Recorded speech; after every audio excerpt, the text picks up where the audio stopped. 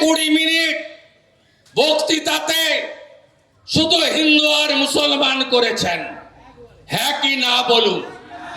একটা মুখ্যমন্ত্রী জনগণের ভোটে যেতে তিনি কি হিসাব দেবেন? রাজ্যের আইন শৃঙ্খলা কেমন আছে, কটা কলেজ হলো, কটা ইউনিভার্সিটি হলো, কটা হসপিটাল হলো, কতজনকে সুস্থ রেখেছি, কত বেকারকে কাজ দিয়েছি, কটা শিল্প খুলেছি, কৃষকদের জন্য কি করেছি, তিনি তো উন্নয়নের হিসাব দেবেন। 502 কোটি টাকার উন্নয়ন নাকি করেছেন, তালিকাটা দেখেছেন? ওই তালিকায় 90% কেন্দ্রের অর্থ। পঞ্চদশ অর্থ কমিশন 15th ফিনান্স তার টাকা, যার অর্ধেক টাকা তৃণমূলের চোরেরা লুট করে নিয়ে গেছে। জল জীবন মিশন, মোদিজির প্রকল্প, বাড়ি বাড়ি জল দেওয়া। আপনি দেখবেন মুর্শিদাবাদে আর্সেনিক এলাকা, পাইপ আছে, নলের মাথা আছে, জল কিন্তু নাই। আজকে লুট হয়ে গেছে টাকা। এই মুখ্যমন্ত্রী সারাক্ষণ হিন্দু মুসলমান করে গেছেন।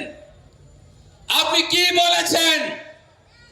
আপনি বলেছেন আমি মালদা মুর্শিদাবাদের সংখ্যাগরিষ্ঠ, মানে মুর্শিদাবাদে সংখ্যাগরিষ্ঠ কারা? মুসলিমরা। তিনি বলছেন আমরা এখানে যারা 28% বসবাস করি হিন্দু, আমাদের ভালো রাখা এবং দেখভাল করার দায়িত্ব তিনি মুসলমানদের হাতে দিয়ে গেছেন। আপনি মেনে নেবেন? মেনে নেবেন? এটা মুখ্যমন্ত্রীর ভাষা হওয়া উচিত। তাহলে পুলিশ কিসের জন্য? তাহলে পুলিশ কিসের জন্য? সুরক্ষা দেওয়ার দায়িত্ব আপনার।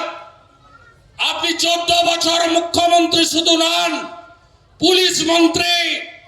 আমাদেরকে আপনার ভাষায় বলি, মুর্শিদাবাদে মালদাতে মুসলিমদের সুরক্ষায় হিন্দুদের থাকতে হবে।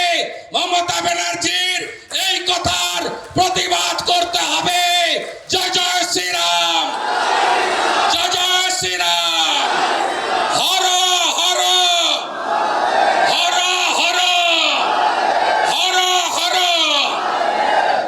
আমরা এত দুর্বল নেই মমতা ব্যানার্জি যে আমরা অন্য কারোর দয়ায়, অন্যর দেওয়া সুরক্ষায় থাকবো। আপনি নাকি বলেন ধর্ম যার যার, উৎসব সবার। আপনার মুখ থেকে শক্তিপুরে রামনবমীতে হিন্দুদের উপরে, রামনবমীর মিছিলের উপরে আক্রমণের ব্যাপারে একটা শব্দ বাক্য পাইনি আমরা। আমরা বেলডাঙ্গার ঘটনায় আপনি মিথ্যা কথা বলেছেন। আমরা স্বামীজির নীতিতে বিশ্বাস করি, নিজ ধর্মে আস্থা, অপর ধর্মের শ্রদ্ধা। অপর ধর্মের যে কোনো বরণীয় এবং শ্রদ্ধাস্পদ কারোর সম্পর্কে আমরা কেউ কিছু বললে সমর্থন করি না। কিন্তু কি দোষ ছিল মন্দিরগুলোর বেলডাঙ্গার? কি দোষ ছিল হিন্দু দোকানদারদের? কি দোষ ছিল সাধারণ হিন্দুদের? আপনি সুরক্ষা দিতে পারেননি কেন? আপনি সরকারি সভায় 2500 টাকা বেতন দেওয়া ইমামকে দেখিয়ে বলছেন আপনি সামলেছেন।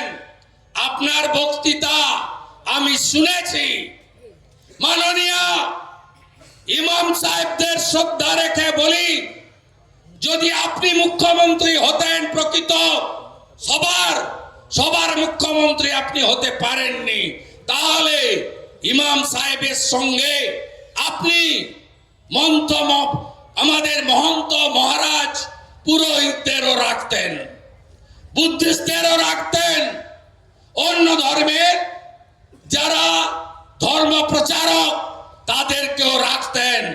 আপনি ভোট ব্যাংকের রাজনীতি করেন, আপনি তোষণের রাজনীতি করেন। আপনি ভরতপুরের এমএলএ যিনি বলেছেন আমরা 70, আমরা 30, আমাদের উনি কেটে ভাগীরথীতে ভাসাবেন, তাকে আপনি মঞ্চে বাড়তি সম্মান দিয়ে তার ওই বক্তব্যকে ঘুরিয়ে সমর্থন করে গেছেন।